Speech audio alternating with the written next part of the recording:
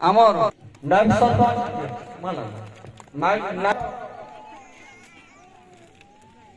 बोलो प्रेम से मां करम स्वामी की, जगन्नाथ स्वामी की, नाखन देवी की, डंगर प्रभा की, भारत माता की। देखो ना क्या मने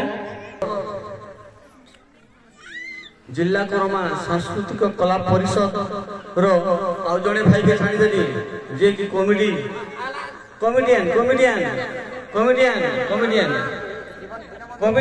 दीना बंधु बगर तो मुझे जान छा गया छाणी देनी पास नहीं गला सुरभि चैनल वर्तमान भावे आम जिला कर्मा सांस्कृतिक कला परिषद नाखणा एवं नाखणा माँ मान सहयोग ग्रामवासी सहयोग आखपाख अंचल सहयोग जिला कर्मा महोत्सव 2024 वर्तमान भावे इटा 11 बरस हला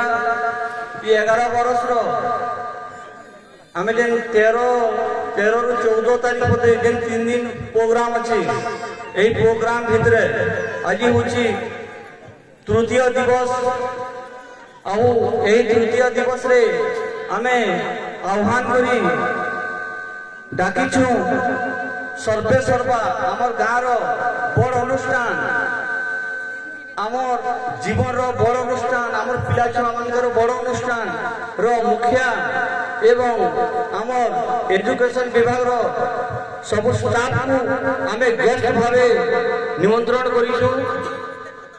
तो बेसी नहीं कहे कलाकार संख्या बहुत अछन आज्ञा मनकर भी हरबर अछन मैडम माने फोन करथुबे मते लागछे। तो आमे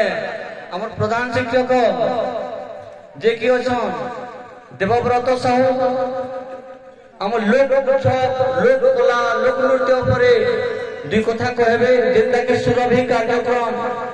मते अथवा सुरे हेतिबारु मुई तो बहुत मुई तार माने गर्व करूथनी जानले कि नहीं। तो से उपरे आलोकपात करबे आमर देवव्रत साहू के मुई अनुरोध करबी से दुई कथा कहबे।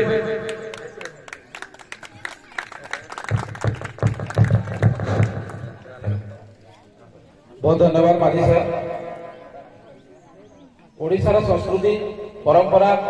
आमर कला एवं लोककला केवल भारत में नुहे ओडिशा रे नुहे समग्र विश्व में आज तार स्थान प्रतिपादित करिछि एवं सेथिपाई मुख्य पुरोधा भाव में आम गाँ गहली आदिवासी भाई भौणी माँ मासी मान हाथ निहाती भाव में रही। तो सर्वोपरि आज जिला कर्मा महोत्सव नागठेणा 11तम वर्ष में उपस्थित थिबा समस्त अतिथि गाँव गंतिया गाँव माँ मौसी एवं मान्यगण्य व्यक्ति समस्त ना कहवा संभव नुहे तथापि समस्त को स्वागत अभिनंदन एवं आज जो एडे बड़ महोत्सव रे आम विद्यालय स्टाफ मान शिक्षक शिक्षयित्री मान एते बड़ सम्मान सम्मानित कर मो समस्त को आंतरिक सहित धन्यवाद ज्ञापन करुँची। गत वर्ष आमको सार डाकी माझी सार डाकी किंतु दुर्भाग्यवश तो आसी नहीं पार्लु तथापि इथर जी सम्मानित कले आमके प्रकृति लज्जित लगे आज्ञा सामने ठिया भाया आमर तो सक्षम नाई न कहीं आज्ञा आम एजुकेशन डिपार्टमेंट के आम स्कूल के जेडे बोर्ड करी कहले पछरे आज्ञा मुख्य हाथ अच्छे हुए तो जदि आज्ञा जमीदार नहीं करते बोले नागफेना आज बेलपड़ा ब्लॉक रे काना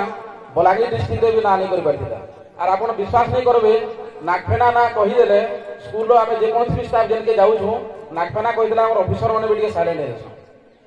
इन लोक मानकर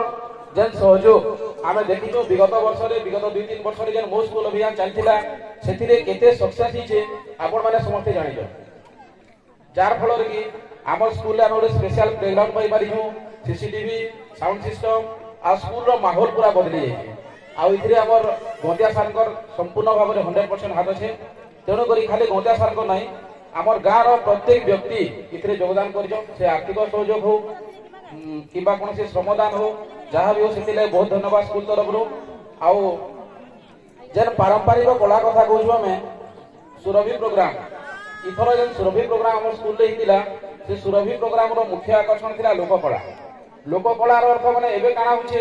ସମସ୍ତେ ଜାଣିପାରୁଛୁ ୟୁଟ୍ୟୁବ ହ୍ୱାଟ୍ସଆପ୍ ଜମାନାରେ ରିଲ୍ସ ଚକ୍କରରେ ସମସ୍ତେ ବେକିରିଆ ଭିଡ଼ିଓ ସବୁ ବନଉଛନ୍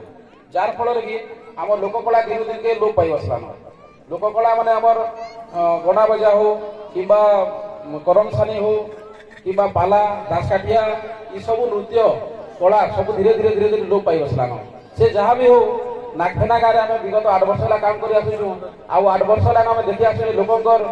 ই পারম্পরিক কলাকে বঞ্চাই রাখবার লাগি তাঙ্কর বহুত প্রয়াস জারি রয়েছে। আউ ইথিরে নাগফেনাবাসীঙ্কর যে হাত আছে সেটার লাগি বহুত ধন্যবাদ সমস্তଙ୍କୁ। ভগবান করুন এই অনুষ্ঠানটা সবুদিন লাগে বঞ্চি রহু আর আমার পশ্চিম ওড়িশার যে মুখ্য পরম্পরা কলা সংস্কৃতি এটা কেবে ডাউন নেই হোক। ইথিরে সমস্ত গাঁ অধিবাসী মা মাউসী এবং সমস্ত মান্যগণ ব্যক্তি যোগ দৌন আউটা কেতে রাকে বড়ে হবা সেটা লাগে চেষ্টিত রহুন। আউ যেহেতু আমি স্কুল রু বিলংস করছু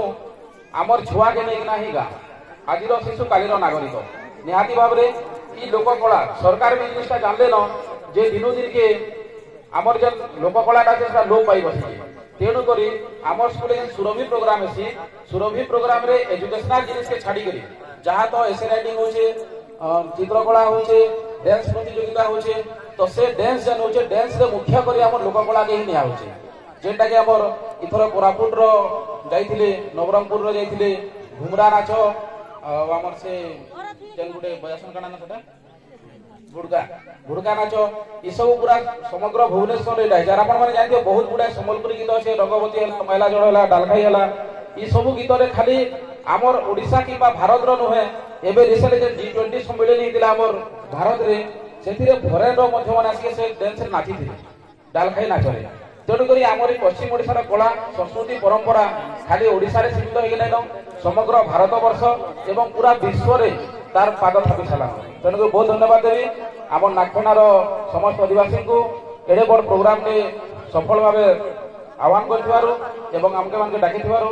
ধন্যবাদ। আর বিশেষ কিছু কইবে নাই আজ্ঞা মানে অছন ধন্যবাদ।